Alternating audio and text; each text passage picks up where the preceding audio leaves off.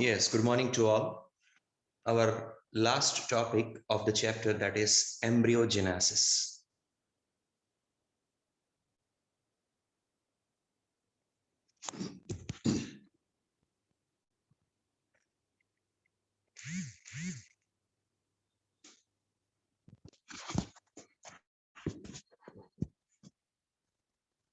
If you remember, reproduction involves three sets of events: pre-fertilization events, such as gametogenesis and gamete transfer. Second, fertilization events. Third, post-fertilization events. In the post-fertilization events, number one, zygote formation. Number two, embryo formation. The embryo formation is also called as embryogenesis. And that's our last topic. We start with this initial point, definition of embryogenesis. Embryogenesis refers to transformation of zygote into an embryo. The process of development of an embryo from the zygote, that is called as embryogenesis.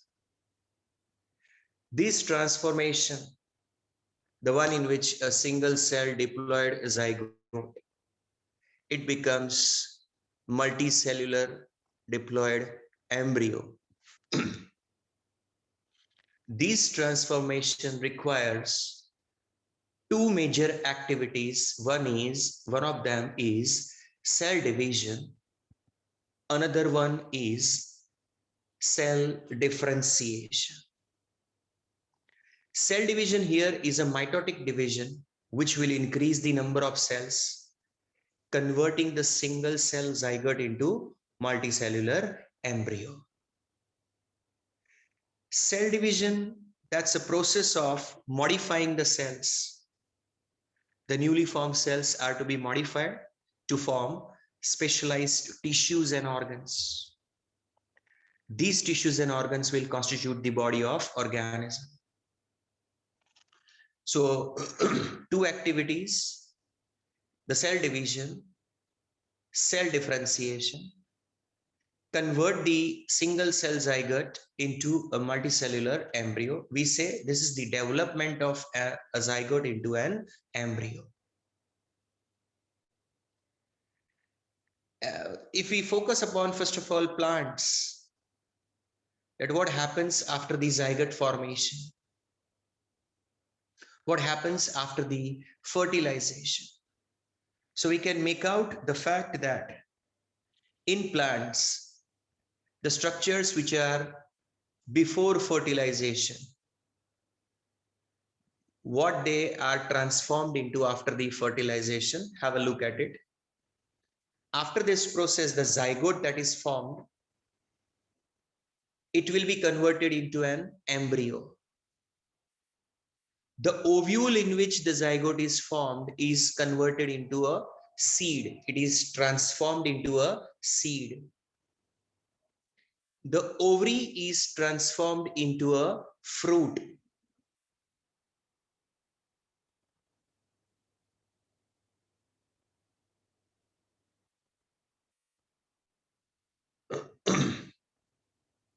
If this is the carpel, lower part is called as ovary. This is ovule. This is ovum. On fertilization, it becomes zygote. When it becomes zygote, the ovule is called as seed. Then the ovary is transforming itself into a fruit. Ovary wall is transforming itself into what is called as fruit wall. Another name for the same is pericarp. And as far as other whorls are concerned, the sepals, petals, and stamens in the flower, they drop off. I repeat, You have a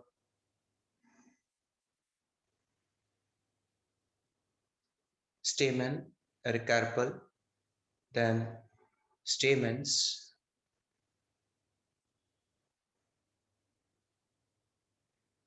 petals,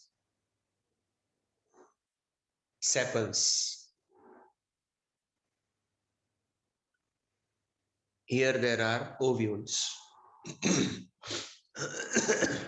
And inside the ovule there is an ovum. After the fertilization,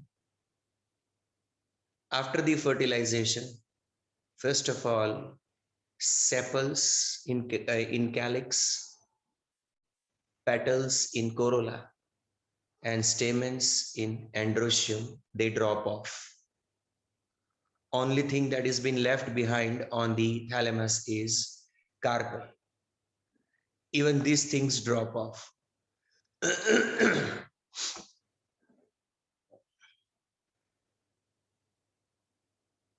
Stigma and style. What is left behind is ovary. In this, your zygote, it starts transforming into an embryo. Your ovule starts turning into seed. Your ovary wall will become pericarp, and your entire ovary will be now transformed into a fruit. Gradually it will happen. So these are the things which happen during the post-fertilization activities in a plant.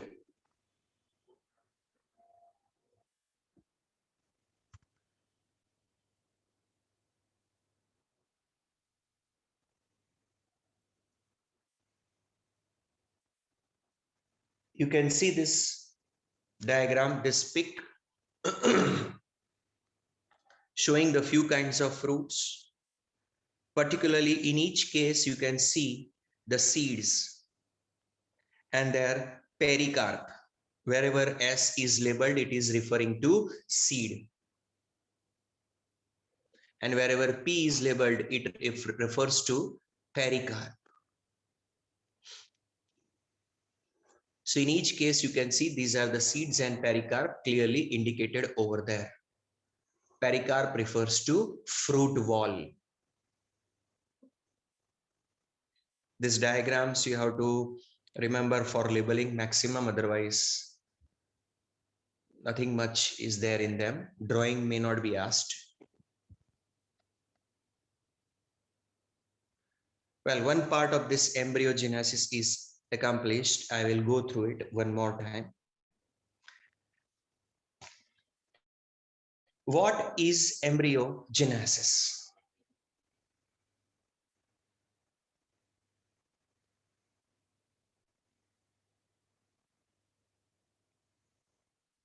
What is embryogenesis?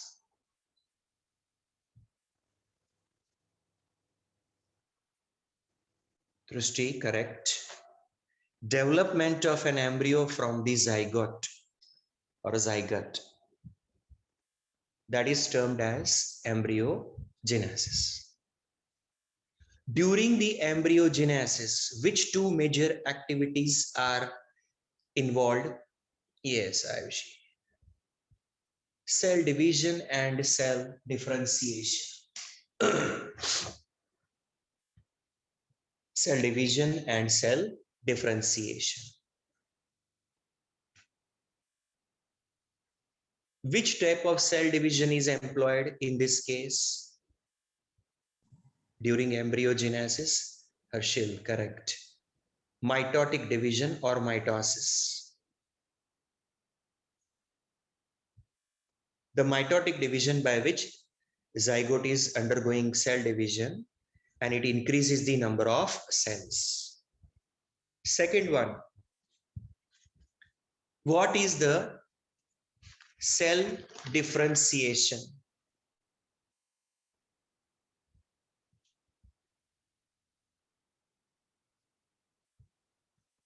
The process in which group of cells will undergo certain changes, certain modifications in order to form specialized tissues and organs, which will form the body of an organism. How come a single cell zygote becomes a body of the organism?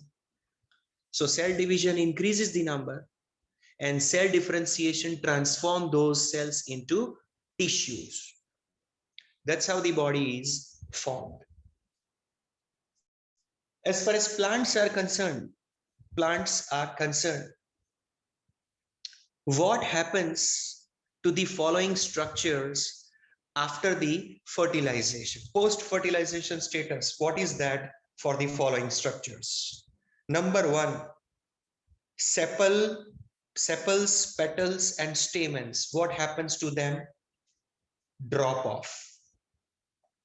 Even the stigma and style drop off. What about the ovum? Ovum has transformed into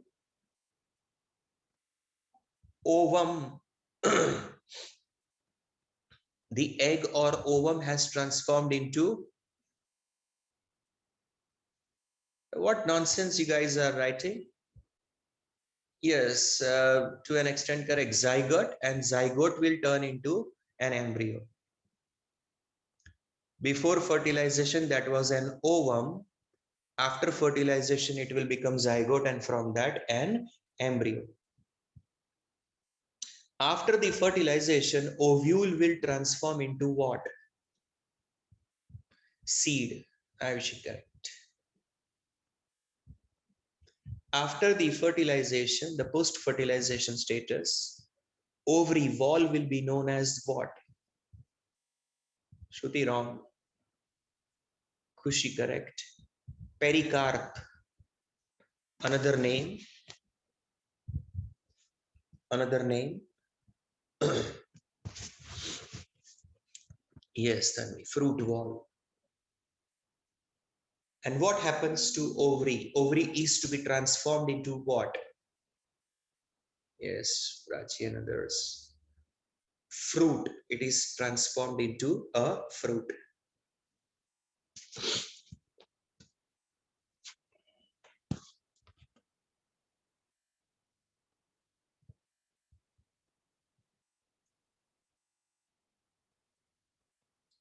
Let's see some information related to the embryogenesis in case of animals.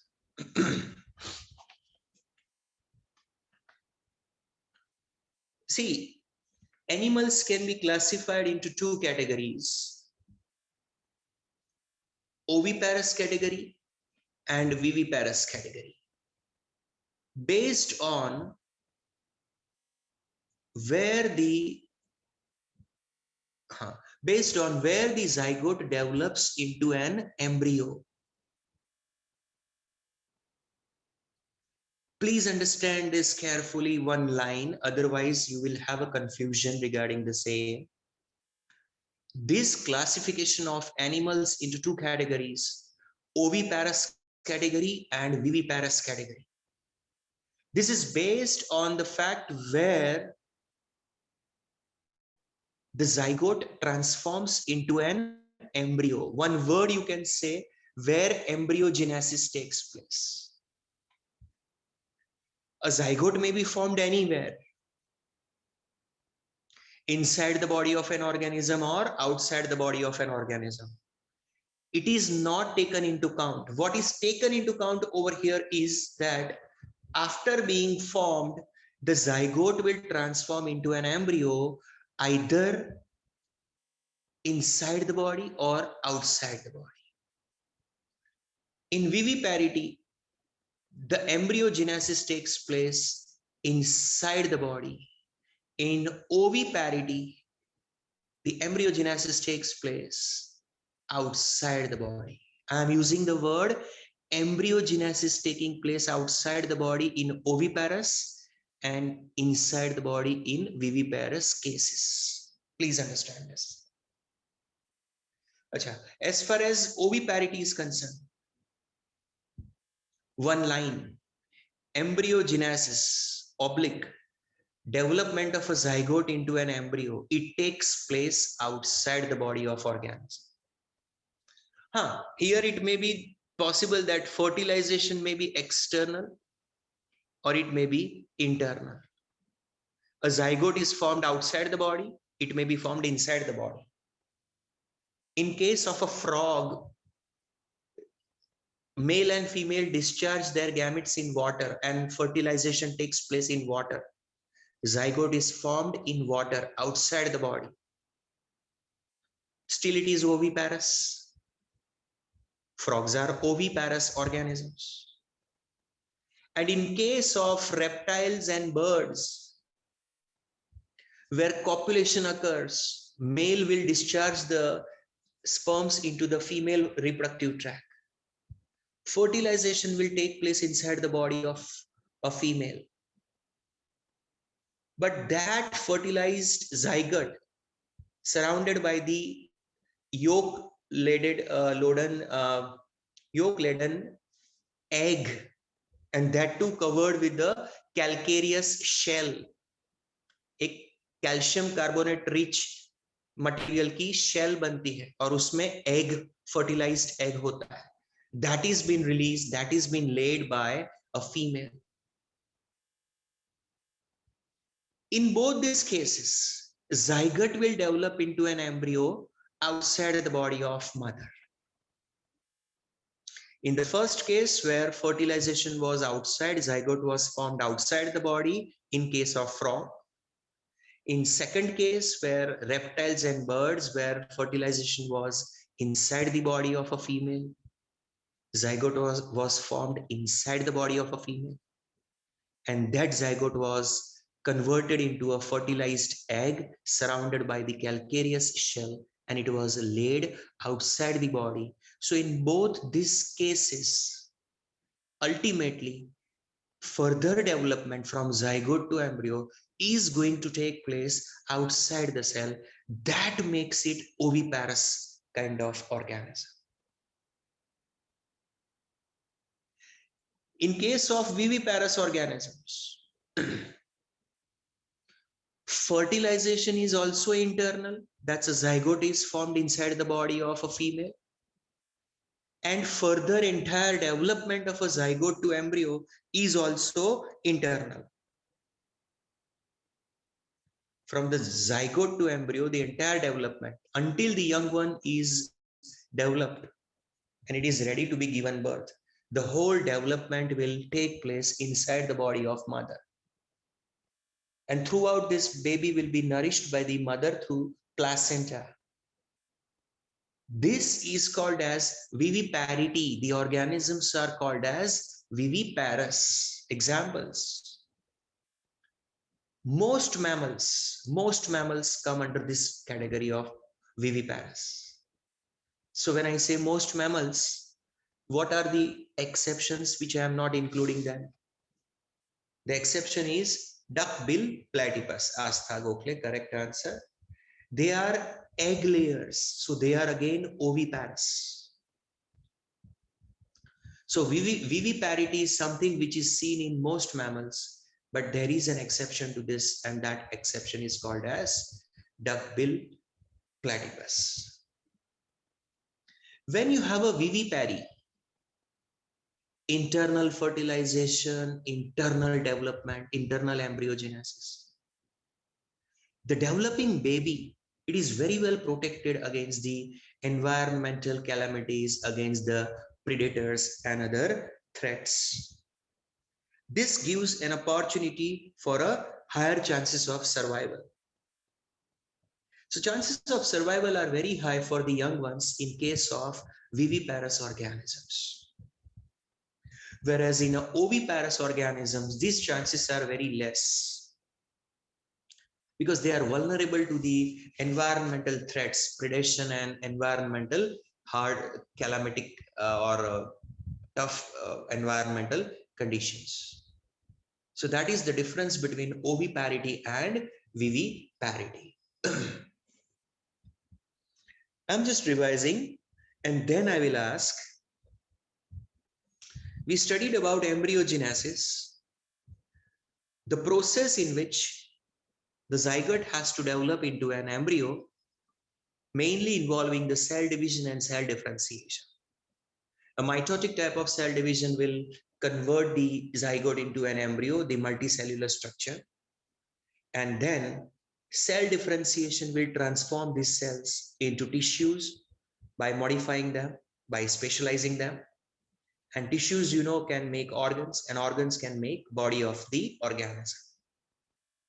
So this is how embryogenesis takes place. When it comes to the animals, two patterns prevail for the embryogenesis: oviparous and viviparous. In oviparous condition, the zygote has to develop into an embryo.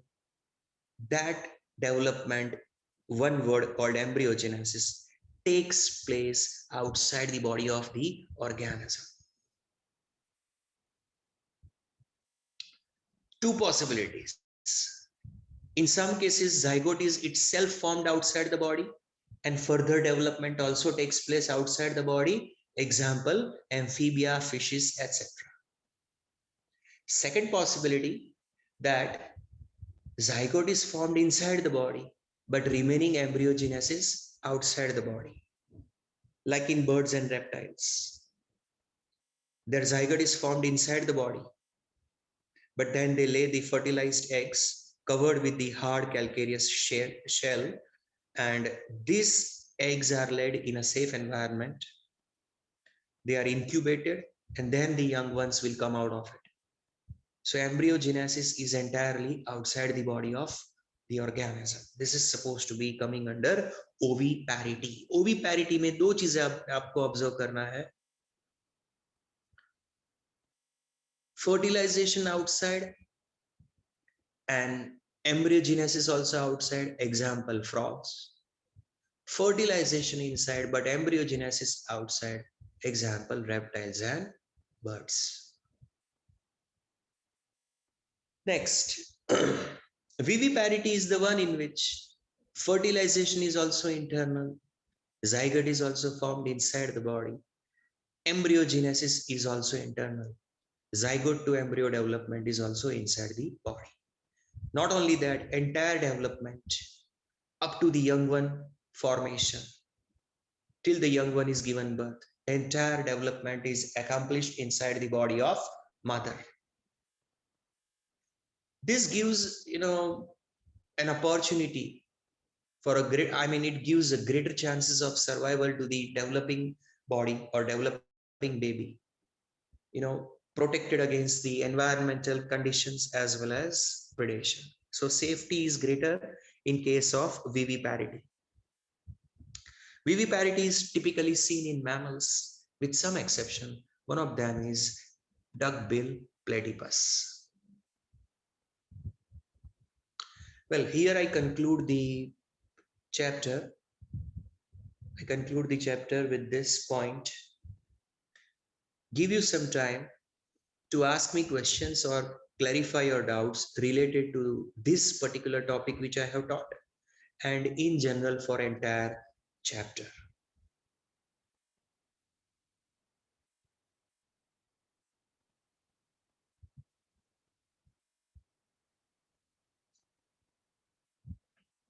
Other than mammals, there are certain organisms on the earth from different phyla which can also exhibit viviparity, particularly in Arthropoda and Aschelminthus phyla. These are the two phyla where some members are truly viviparous, just like the mammals. Next question.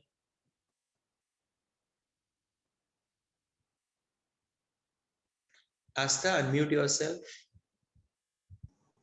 Yes, sir. What is the question?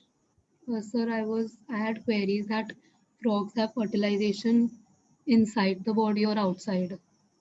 See, number one, in 11th standard, you have studied about frog reproduction system. Last topic was about their breeding. Even in this chapter, I mentioned that, you know, external fertilization topic is the one where I have already explained. So this is not a correct question, but still I will answer. Male and female inside the water, they will carry out copulation, but during this copulation, they will not introduce the male gametes into female.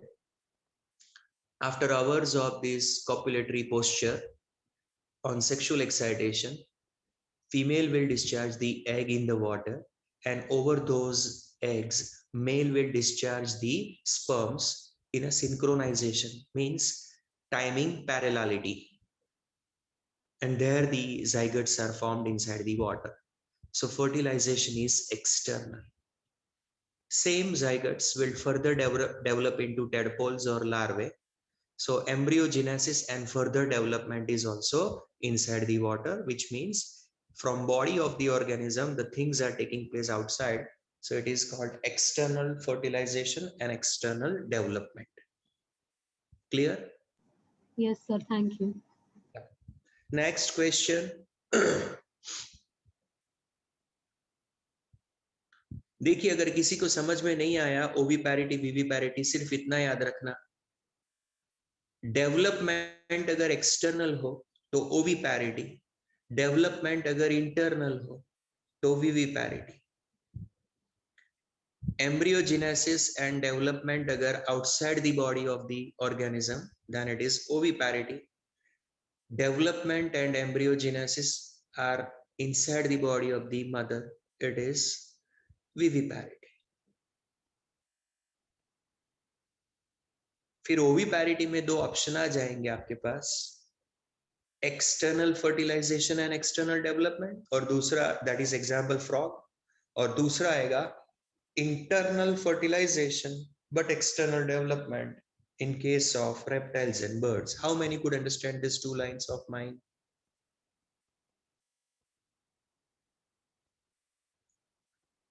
कोई अगर नहीं clear हुआ तो मैं फिर से repeat कर दूं.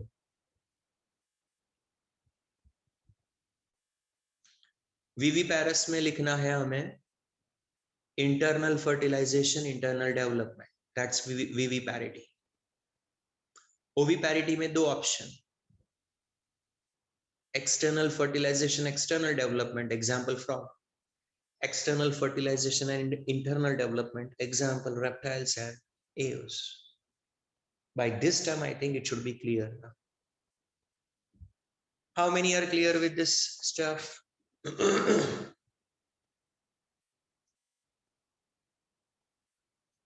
Fine, madam.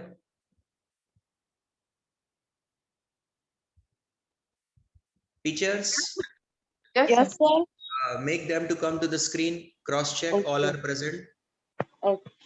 Front of the screen, and then they'll go back to the normal.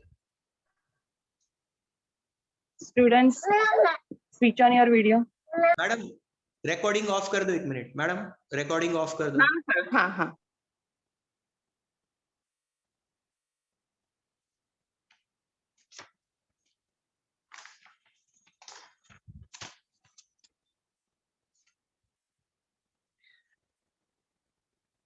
First chapter is completed with this last topic. Now, do you have any doubts in this chapter? Anything that is to be clarified from our side?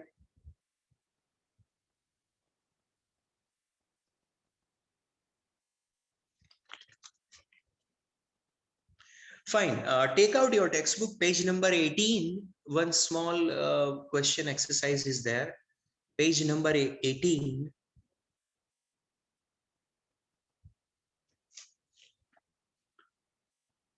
If ready, then write down yes. So then I'll ask the question. Fine.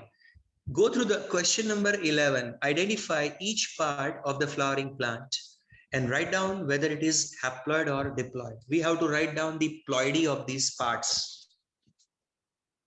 Ovary में क्या लिखेंगे आप? Haploid or diploid?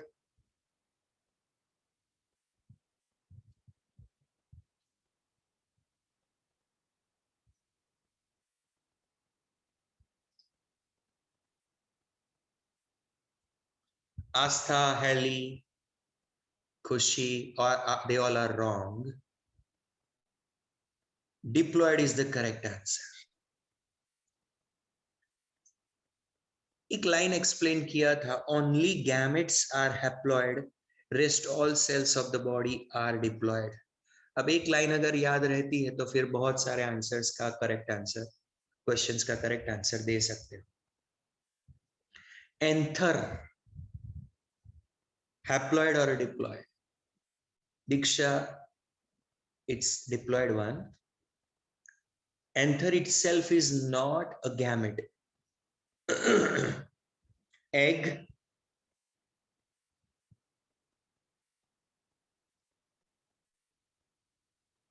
yes, Prachi and all. Egg is haploid, correct.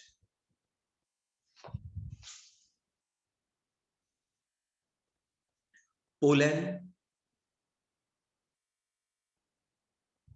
haploid, correct.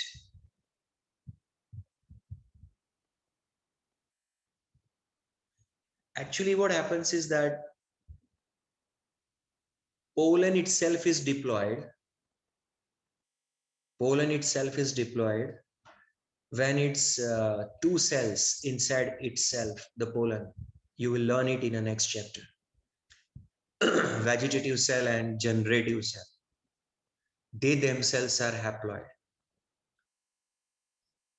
From the vegetative cell, or rather generative cell, division happens and two male gametes are formed. It's those male gametes that are haploid. So next topic, next question rather, male gamete. What should be the answer for that male gamete? It should be haploid.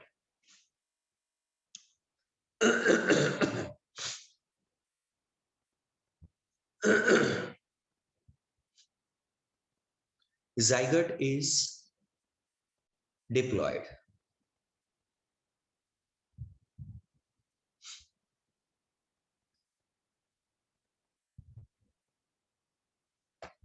Now,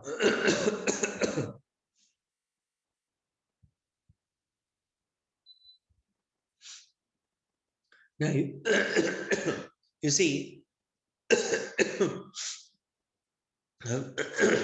after completion of every chapter, this should be the trend, this should be the tradition rather, that you have to solve the MCQs related to this chapter from two sources. Number one, MTG book that is given to you, NEET MTG book that is given to you.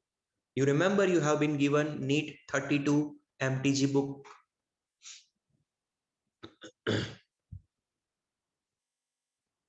So that's the first one, in which the given chapter that has been completed, you have to go through its MCQs. And subsequently, one spiral booklet will be given to you, not yet given. We have given it for Xeroxing. As soon as it is available, we'll make sure we'll try to pass it to you as early as possible. So in that case, two sources of MCQs practice will be available. One is that MTG book and another one will be a spiral book. MTG book already with you. You can start the work as soon as possible when time is available to you. The spiral booklet will be given soon. So that's the minimum that you can do. Somebody who is extra sincere and hardworking can solve the exercise that is given in the textbook at the end of the chapter. And this is how you have to be ready for test as and when that chapter's test appears. But always remember, this time I am adding one more way of making sure that you are preparing well, and that is oral examination. After the test of first chapter, let's say that first chapter is completed on certain date. On that particular day, in the evening itself, there will be a Zoom meet 8 to 10, and in that Zoom meet, I will randomly pick any 10 students and ask questions. Oral exam will be there of the same chapter. And you will be keeping your camera on, and you will also have a parent sitting with you next to you.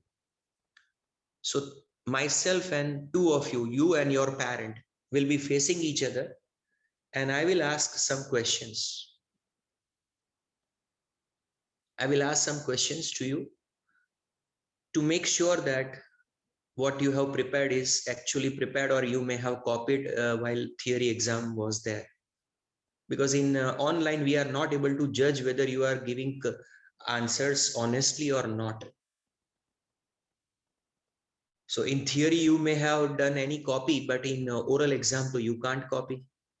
And when it will be done in front of your parent, they will also understand whether you are preparing or it's a fake preparation that you are showing to them. So remember, this is going to be the case that after the test of given chapter, first chapter का test जिस दिन complete होगा, evening में आपको एक same हमारा link होगा, उसके थ्रू ज्वाइन करना पड़ेगा. And randomly I will ask one by one 10 to 15 students. I cannot go on for 60 students at a one go. So I'll go for random selection, and maybe 10 to 15 students at a one go we can manage on that day. And I will interact with your parent also, so that they will also come to know about your progress in case if you are making any progress. वो तो question answer में पता चल जाएगा वहां पे. Timings will be 8 to 10 so that parents may be present over there. You cannot have any excuses even. So maybe possibly father only should be there. So that arrangement I will look for. And selection will be random and rotational one even. So if 15 of them are there in the first chapter, maybe other 15 may get a chance in the second chapter, other 15 may get a chance in the next. But that's the way we are trying to go for oral exams. This is what I have planned for you. Without disturbing other subjects, we can do it on our own test per day over there. Anyone wants to say anything about this arrangement? कोई problem है किसी को?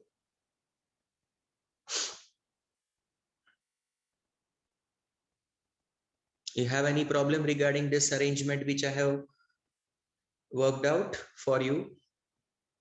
Fine. So first and last time I have instructed about MCQ solving and this thing. बाद में अगर ऐसा बोला कि मुझे पता नहीं था, MCQ solve नहीं हुआ है, तो वो सब acceptable नहीं होगा. Chapter खत्म हो गया, MCQ solve करना ही है आपको. 2 to 3 students who may be a new one in the setup, we are trying to procure the books, and we will pass on these 2 books as early as possible to you also. That MTG need book. If you have it, let us know. If you don't have, we will order for these 2 books in your case.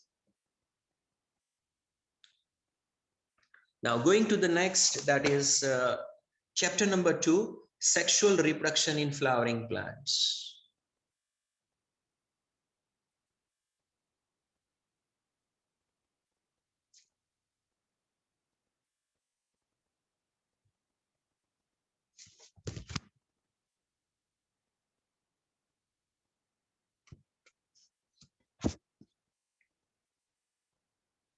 Before I start, a break off for 5 minutes, and then I will start the next. Students, break for 5 minutes, okay? 10:26, at 10:30 we'll start. We'll resume the work.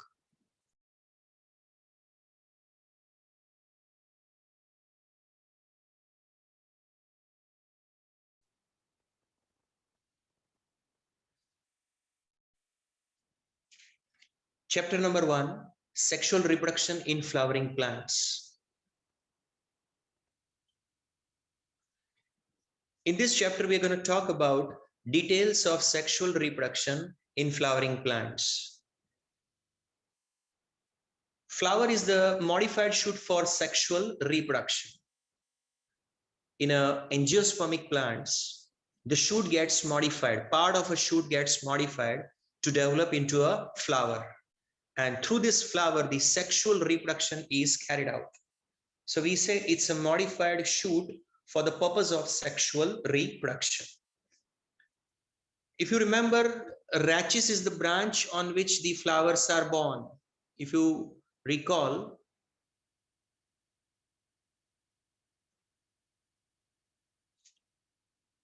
rachis is the branch on which flowers are born. And the pattern of flowers development on the rachis is called as inflorescence.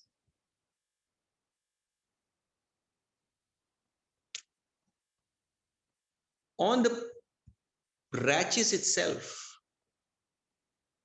a structure which has to develop into a flower,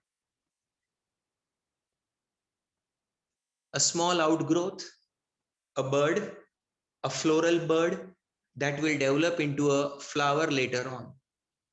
How come it becomes a flower? So the fact is that there are hormonal changes as well as structural changes that are taking place in these regions where floral birds are developed.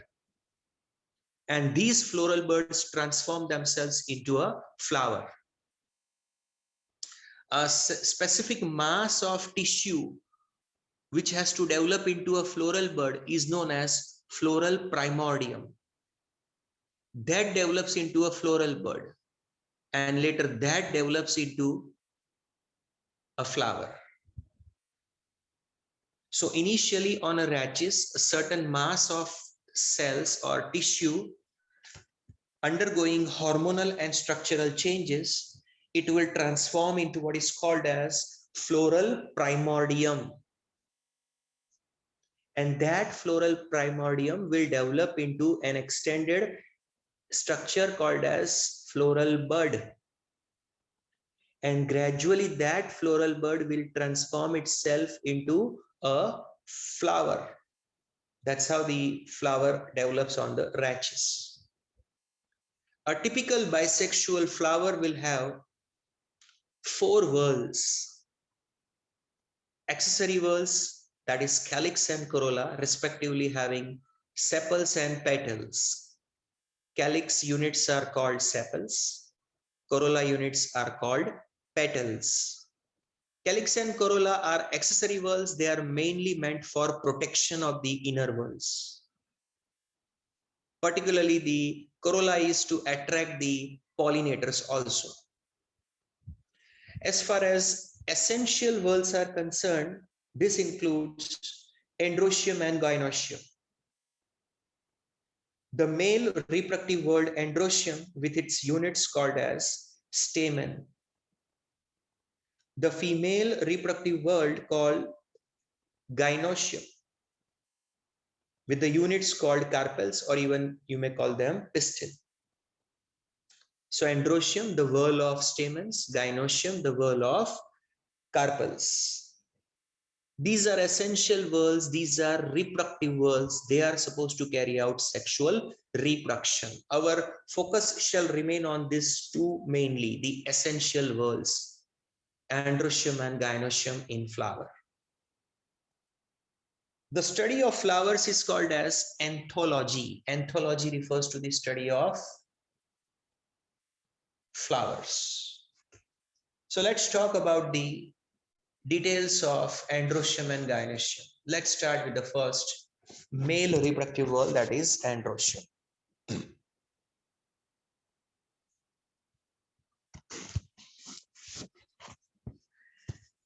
Which part of the plant body is modified for sexual reproduction?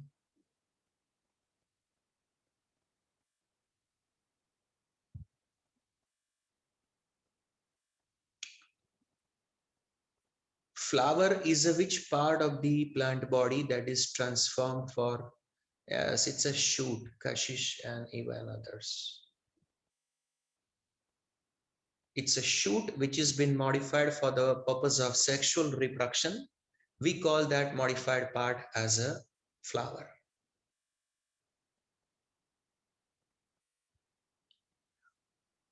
The branch on which the flowers are born, what is the term employed for the same? Rachis, Shruti. And the pattern of flowers developed on that branch, rachis, is known as what? Yes, Vrindayanasta. Inflorescence.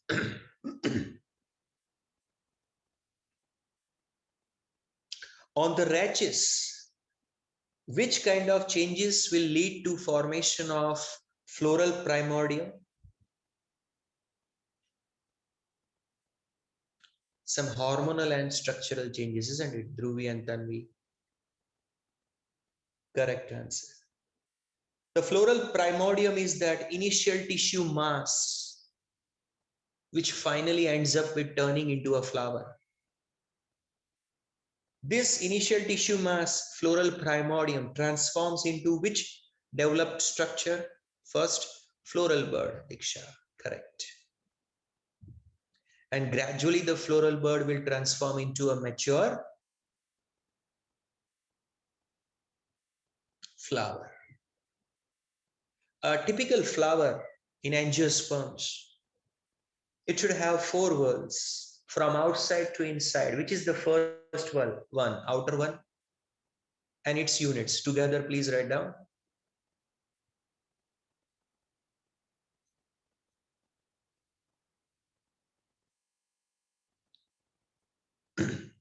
That's the Vikashish. Calyx and sepals.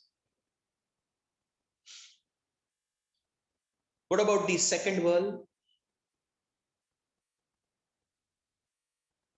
Corolla and petals, heli and others, correct. The calyx and corolla are accessory whorls and they are meant for protection of the inner whorls. They are also meant for attraction of pollinators. What about the male essential whorl? Name and its units? Yes. Swati, correct. Dhruti, correct. Stamens in androecium, yes, whorl is androecium and units are stamen. That's the way one has to write down, correct. And what about the second? Female reproductive whorl and its units? Harshil has written correct combi and Dhyani then after and Kiada and others. Gynoecium and carpel is a correct combi.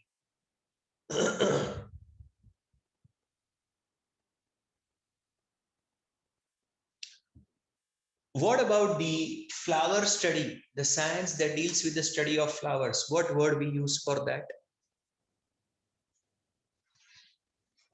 Anthology, that is correct.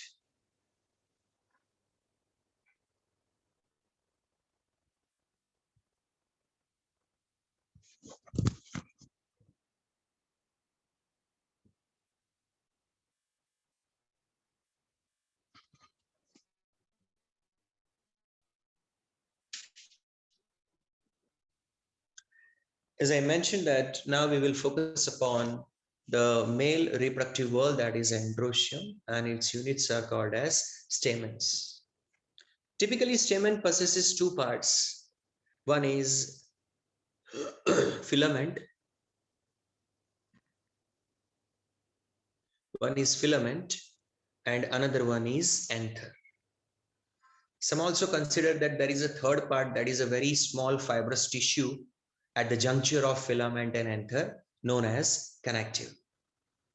But prominently seen are the 2 structures. One of them is a filament, a long slender stalk that is called filament. And this filament remains attached on thalamus, the platform on which the different whorls of the flower are arranged. That platform is the thalamus, expanded tip over there of a flower stalk. So first of all, it remains inserted on this thalamus. That's a one possibility. The second possibility is that in some cases, it can remain attached to petal also. Epipetalous condition, agar aapko yaad ho to, if you remember the epipetalous condition, the one in which The filament shall remain attached throughout the length of petal. So either the proximal end of the filament, this is the proximal end of the filament, this is the distal end.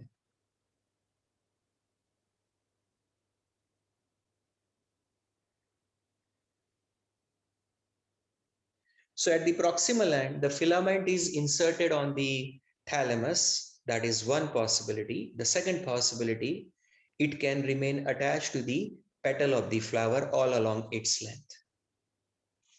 As far as the second part of the stamen is concerned, that is termed as anther. It is at the distal end of the stamen. It's a bilobe structure that is called as anther. Let's talk about the details of this anther. Before I go for that, what's the name of male reproductive whorl?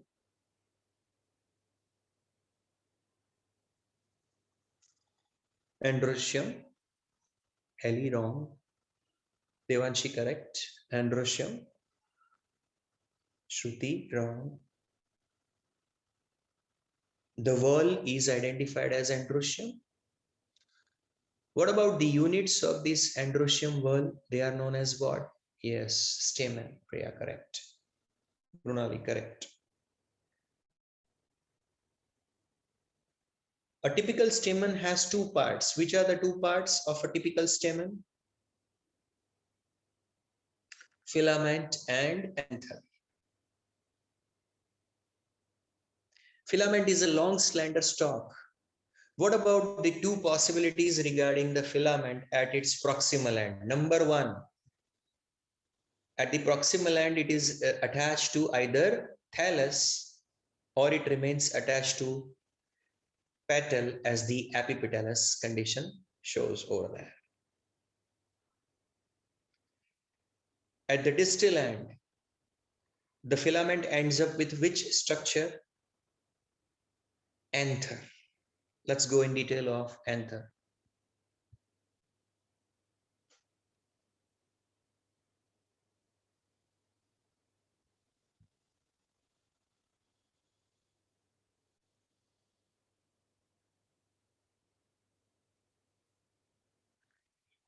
See, in angiosperms, a typical anther is bilobed. It is made up of two lobes, as you can see here.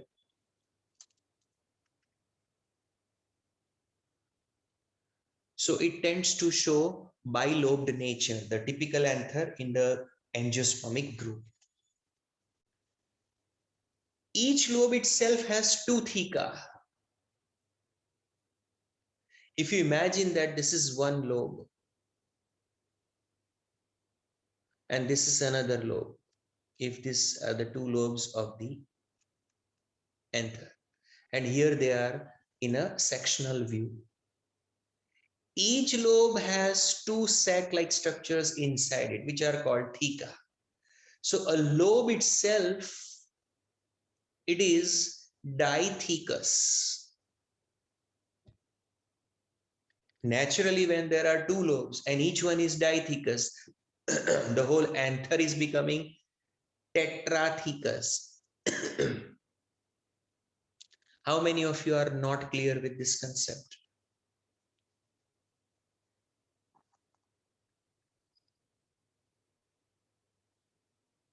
How many of you are not clear with this concept? Have a look. Your anther is having two lobes and each one is dithecous. So naturally two lobes will make it tetrathecous anther. So lobe itself is dithecous, anther itself is tetrathecous. Very often a longitudinal groove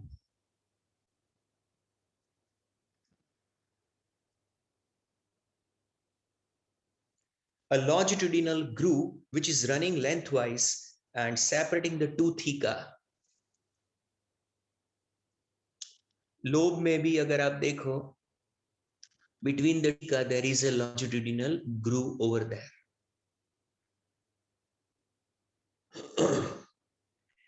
If you see the sectional view, the anther is a four-sided structure. इसके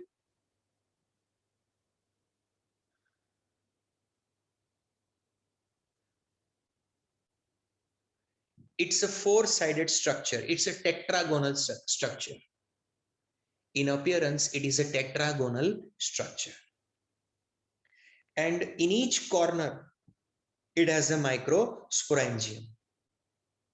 Two microsporangia in each lobe, two microsporangia in another lobe. So in each corner, these are microsporangia. Individual one is called microsporangium.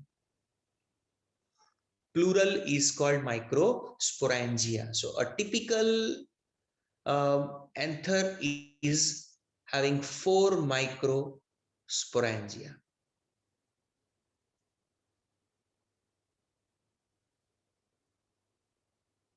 Like this.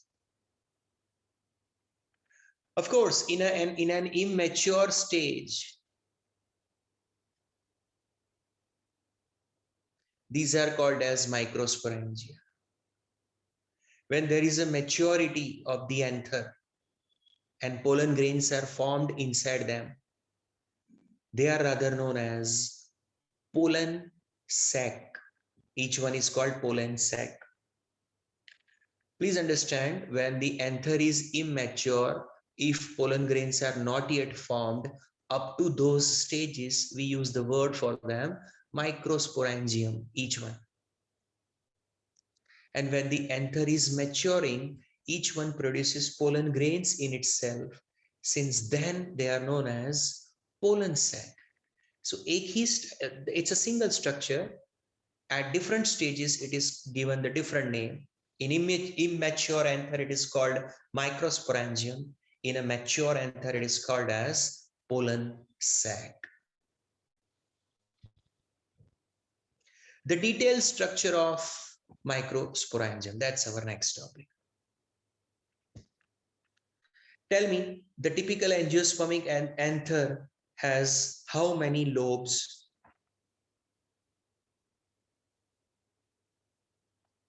Swati, correct, 2 lobes.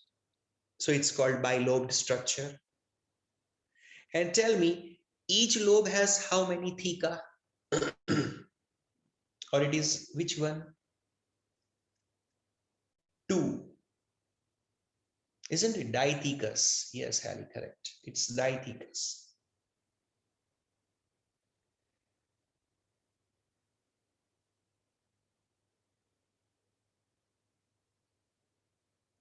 Now, inside the anther, there are how many microsporangia? The tetragonal view that has been shown in a section of the anther reveals that there are 4 chambers inside the anther, which are called microsporangia. And when the maturity is there in the anther, they are termed as pollen sac. Yes, Khushi and Devanshi, correct. They are termed as pollen sac. Pollen sac, they are known as at maturity. Now we're going to talk about the details of its internal structure. Each microsporangia.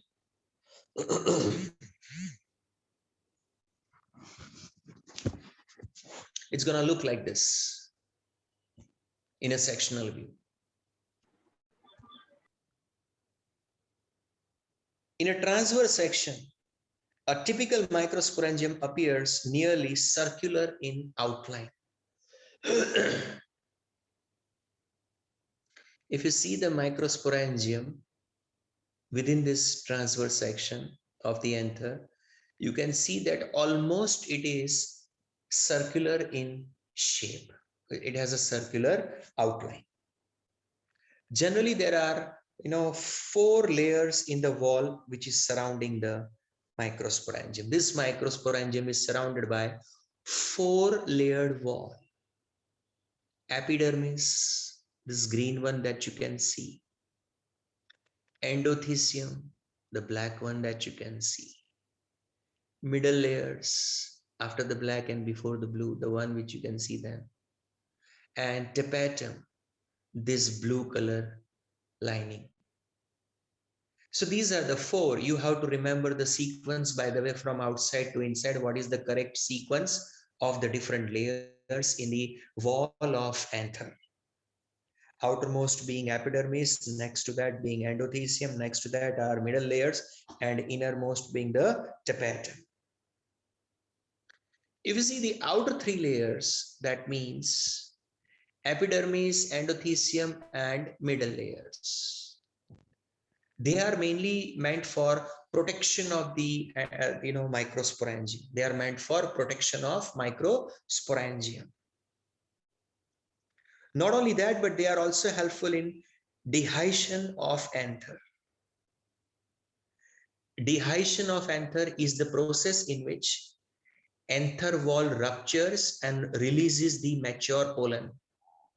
When pollen grains are ready, mature, the anther is ready now for dehiscence. It will rupture its wall mostly from these parts. These are the lines of dehiscence over here. And then it will discharge the pollen from itself. Rupturing of anther wall and release of pollen from this anther, it is called as dehiscence process. So anther will dehisce with the help of these three layers, mainly the endothelium. So not only the protection that has been given, it also allows it to dehisce. The dehiscence of anther is possible because of these three layers.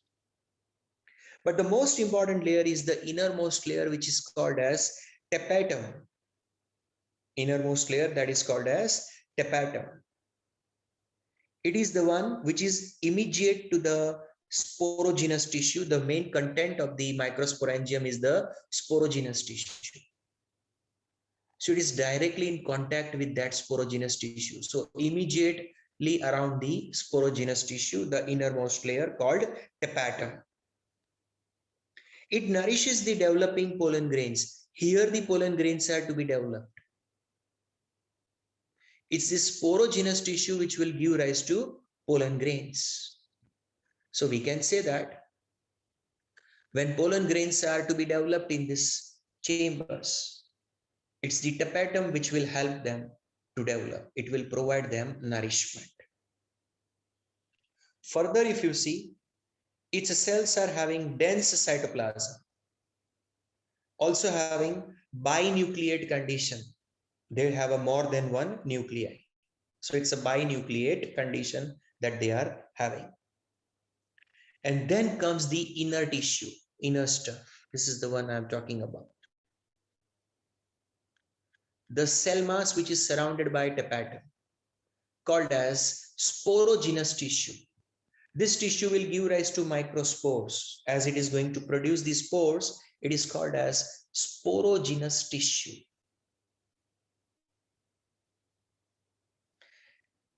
When the anther is young, a group of compactly arranged homogeneous cells, they constitute what is called as sporogenous tissue, occupying the center of each microsporangium and remain surrounded by tapetum. Where is the sporogenous tissue present? It is present in the center of each microsporangium. It remains surrounded by tapetum. What kind of cells are these ones? These are homogeneous cells. Homogeneous means what? So then you have to say similar one. Similar in size, shape, and ploidy. All are diploid in nature. All are similar in appearance. They are to be called as sporogenous tissue over there. This is the tissue which will give rise to pollen grains. So that's a very important stuff over there. If I may explain the same through the another diagram also, an individual microsporangium we will see to understand the four layers. Have a look. Outermost epidermis, next to that endothelium, next to that middle layers, and innermost tapetum. Four-layered wall. around the microsporangium. This three: protection, dehiscence of anther at the time of maturity. This one, innermost layer immediately around the sporogenous tissue. Its cells are having very dense cytoplasm. They are also having more than one nucleus status in them, binucleate. Many of them are binucleate. And its job is to provide nourishment to the sporogenous tissue and turn them into pollen grain. So maturing pollen will derive nourishment from the tapetum. मैं एक work दे रहा हूं आपको, ये term के बारे में थोड़ा स्टडी करके आना. Yubish granules. All of you copy this word, Yubish granules, and next lecture when you meet again, let me know the meaning of this term or details about this term, Yubish granules. So coming back to that, individual microsporangium enlarged over here shows that core part of the microsporangium has homogeneous tissue which is known as sporogenous tissue. Nature से diploid equal appearance वाला, so इसको homogeneous appearance कहेंगे. Name is sporogenous tissue as it is going to give rise to microspores over there in future.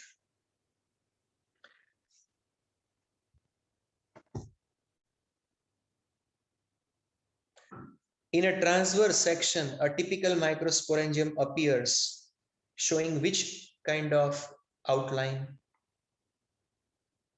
Circular. Devanshi, correct. Give me the sequence of 4 layers in the wall around the microsporangium. Epidermis, endothelium, Dhruti, correct. Middle layer and tapetum. Dhruti, correct. Well done.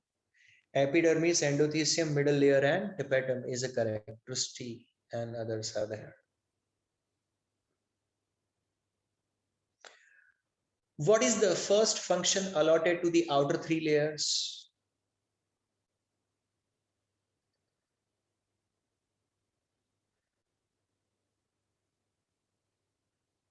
Protection of, Sakshi, correct. Protection of microsporangium, the inner stuff.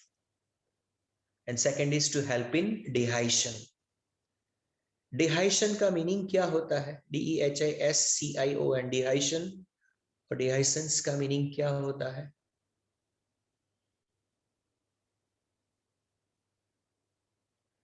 Dehiscence का meaning क्या होता है? Swati, correct. Rupturing the wall of anther to release the pollen is called as dehiscence. Which is the innermost layer and what is the function of it? And what about the specialities of its cells? 3 points.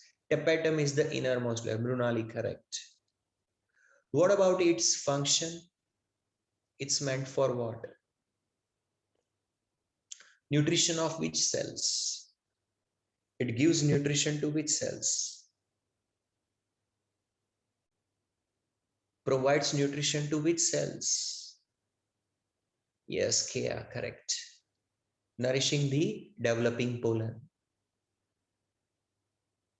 What about the contents of the tapetum cells? 2 specialities. Dense cytoplasm. And mostly they are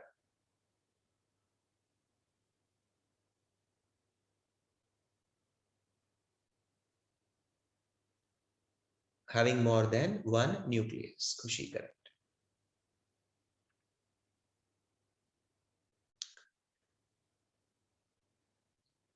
Which word I have given for search and study?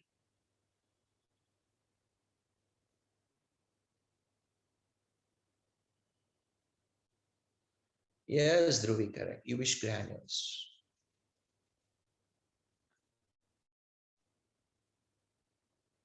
At the center of each microsporangium, the stuff known as which tissue? Helicia, first one, rapid one, sporogenous tissue. Is it haploid or a diploid?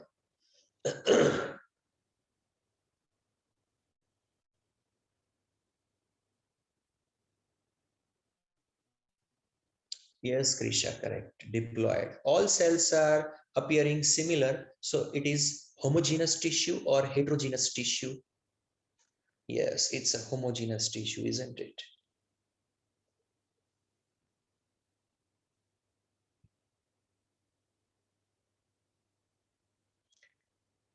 Well, the next topic is not possible to complete.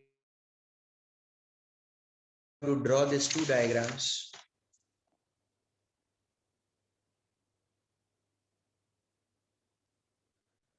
Start with this first.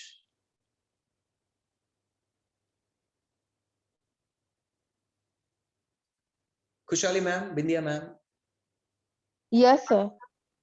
They will draw these diagrams, 5 minutes for this and 5 minutes for the next one, and randomly any 10 students you pick and see their diagrams. If they have these two diagrams, allow them in the next lecture, otherwise do not allow them in the next lecture. Okay, sir. Okay, sir. 6 girls and 4 boys, randomly pick. पहले से ही decide करके रखो so that after 10 minutes exactly we can start the work.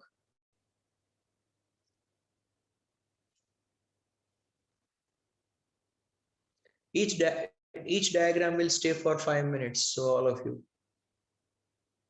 pay attention. I am sending the second diagram. किसी का ready हो जाए तो you can use it.